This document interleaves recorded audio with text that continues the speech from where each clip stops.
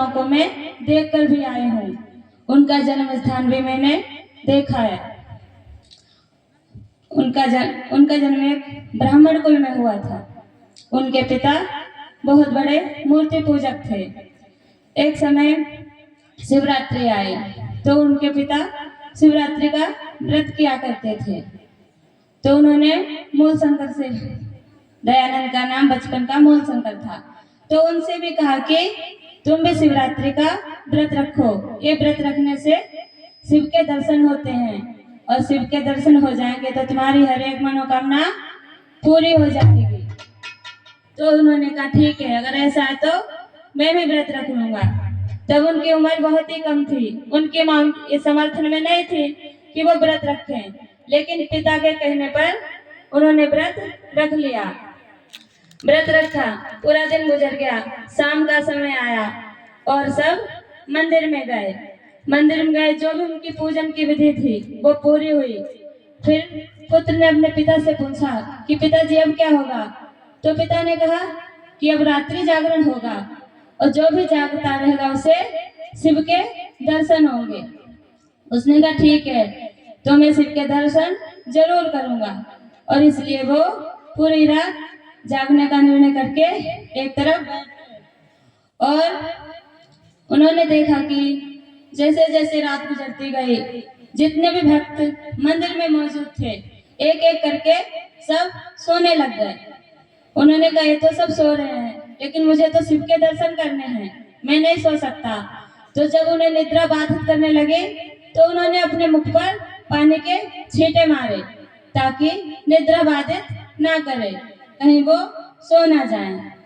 जैसे आधी रात हुई तो उन्होंने क्या देखा, शिवलिंग था, उस पे जो प्रसाद चढ़ा हुआ था तो कुछ चूहे आकर उस प्रसाद को खाने लगे। उन्होंने कहा ये क्या कर रहे हैं? जो शिव को प्रसाद दिया गया है वो तो चूहे खा रहे हैं, उसे जूठा कर रहे हैं। और सिर्फ वो चूहे प्रसाद ही नहीं खा रहे थे, वो शिवलिंग पर मलमूत्र आदि भी कर रहे थे। तो मूल शंकर ने सोचा कि पिताजी ने कहा था कि शिव के दर्शन होंगे तो वो मेरी हर मनोकामना पूरी करेगा, लेकिन ये तो अपनी ही रक्षा नहीं कर रहा है, अपने ऊपर से इस गंदगी को नहीं हटा रहे हैं, तो मेरी क्या मनोकामना पूरी करेंगे? ये बात उनके मन में बस गई। वो इसी चिंतन में पड़ गए कि आखिर सत्य क्या है? अगर ये सच्चा शिव है तो फिर ये उन्हें हटा क्यों नहीं रहे हैं? अगर ये उसे नहीं हटा पा रहे हैं तो मेरी मनोकामना को पूरा कैसे करेंगे?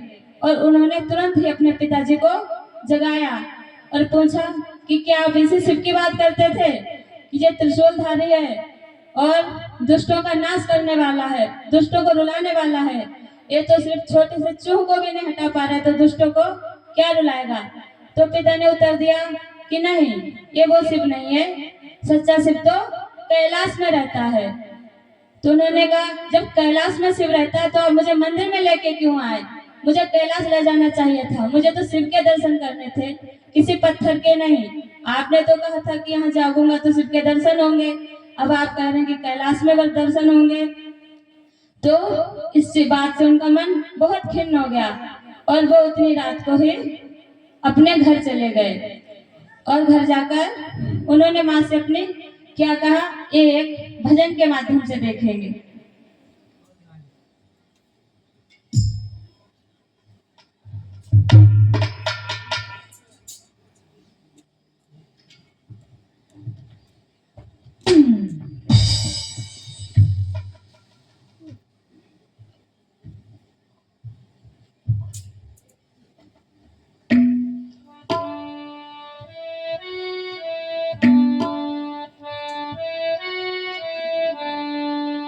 थी रात अंधेरी भारी, आकर आवाज लगाई।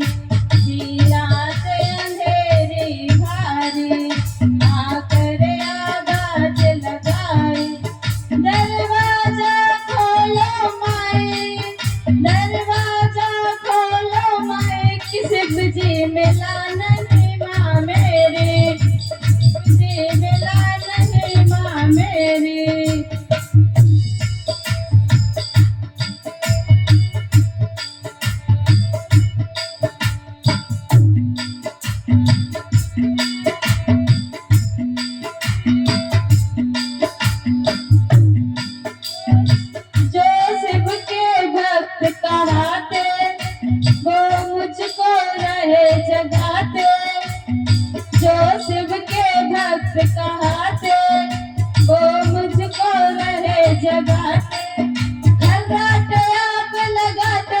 शिव जी हिला नहीं, शिव जी हिला नहीं माँ मेरी।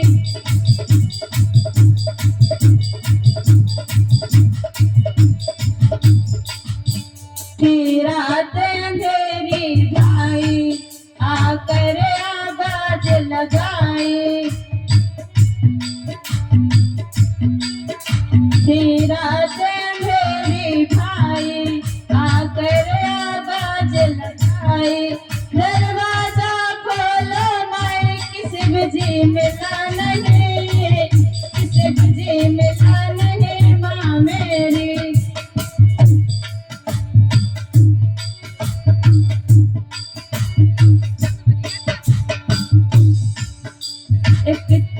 एक चूहा बिल से आया, जिसने तेरा लाल जगाया। एक चूहा बिल से आया, जिसने तेरा लाल जगाया। मल किया चढ़ावा खाया, मल किया चढ़ावा खाया। कि शिव जी हिला नहीं, कि शिव जी हिला नहीं माँ मेरी।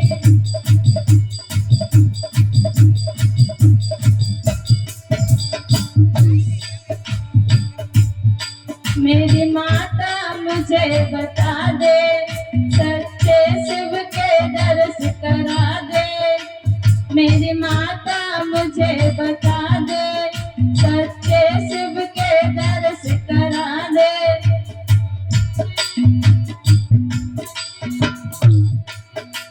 मेरी माता मुझे बता दे, सच्चे शिव के दर्श करा दे।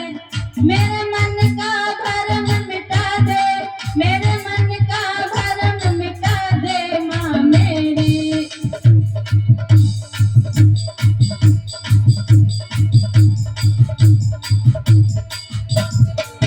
थी रात अंधेरी भाई, आकर आवाज लगाई। दरवाजा खोलो माई, दरवाजा खोलो माई। कि शिव जी मिला नहीं, कि शिव जी मिला नहीं माँ मेरी।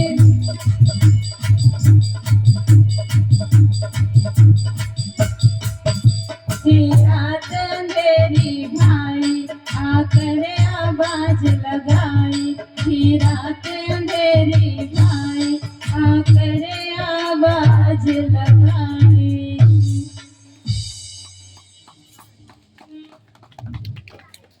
तो जो उनके साथ मंदिर में हुआ, वो उन्होंने अपनी माँ से कहा कि मैंने पूरा दिन व्रत भी रखा और मैं रात भर जागा, फिर भी मुझे शिव नहीं मिला। अब माँ आप ही बताओ, मुझे सच्चा शिव कैसे मिलेगा। उस दिन से वो इसी खोज में रहते थे कि मुझे सच्चा शिव कैसे मिलेगा।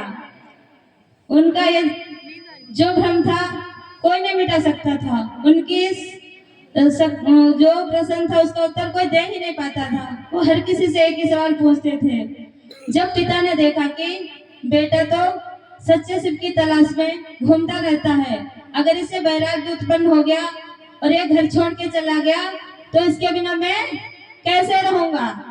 तो उन्होंने सोचा कि इसकी शादी कर देता हूँ, तो जब ये शादी के बंधन में बंध जाएगा तो इसे वैराग्य से कोई नाता नहीं रहेगा, क्योंकि जब उसकी शादी हो जाएगी वो तो अपनी गृहस्थी में पड़ जाएगा।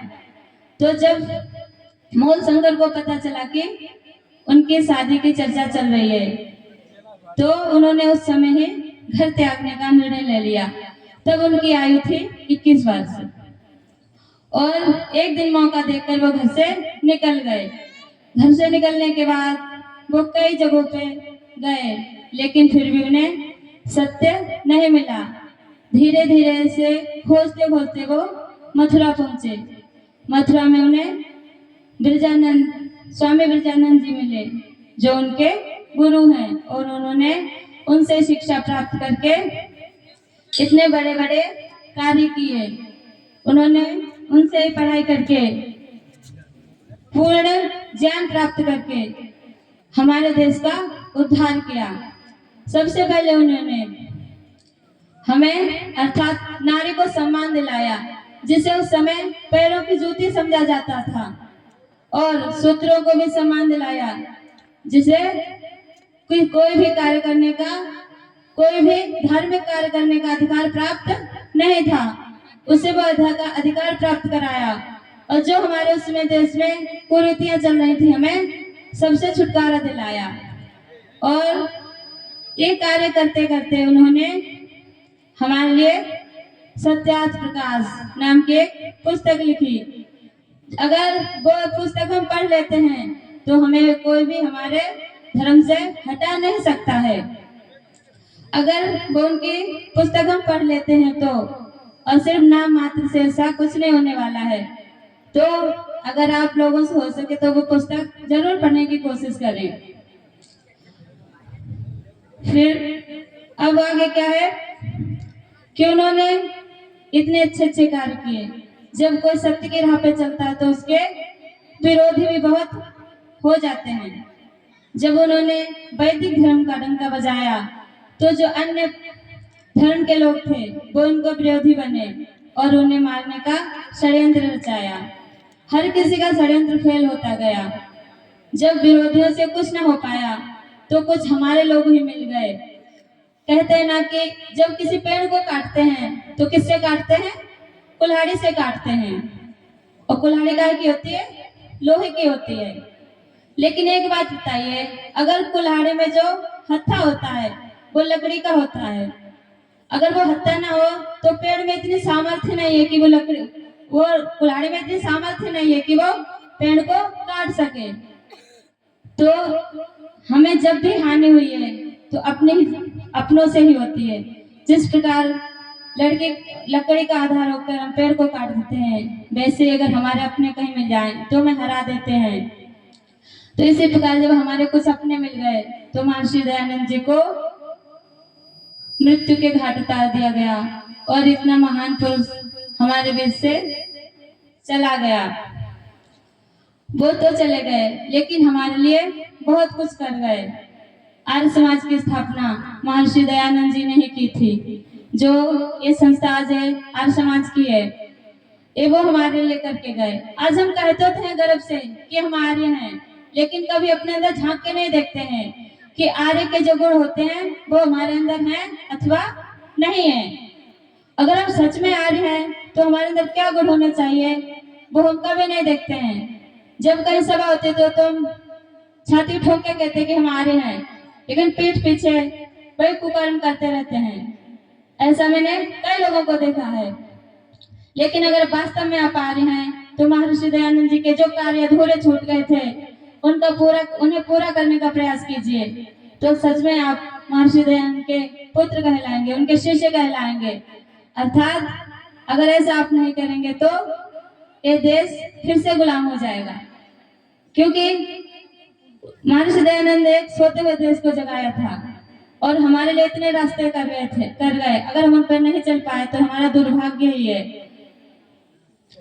अगर एक सच्चे आर्य के क्या क्या गुण होते हैं और सच्चे आर्य को क्या क्या करना चाहिए, अगर जो वास्तव में आर्य बन जाता है और वो आर्य हमारे देश का नेता बन जाए तो हमारा देश स्वर्ग बन जाएगा फिर से। तो एक भजन के माध्यम से जानेंगे कि एक कार्य में क्या क्या गुण होने चाहिए और हमें किस तरह अग्रसर होकर हम अपने देश को, अपने समाज को बचा सकते हैं।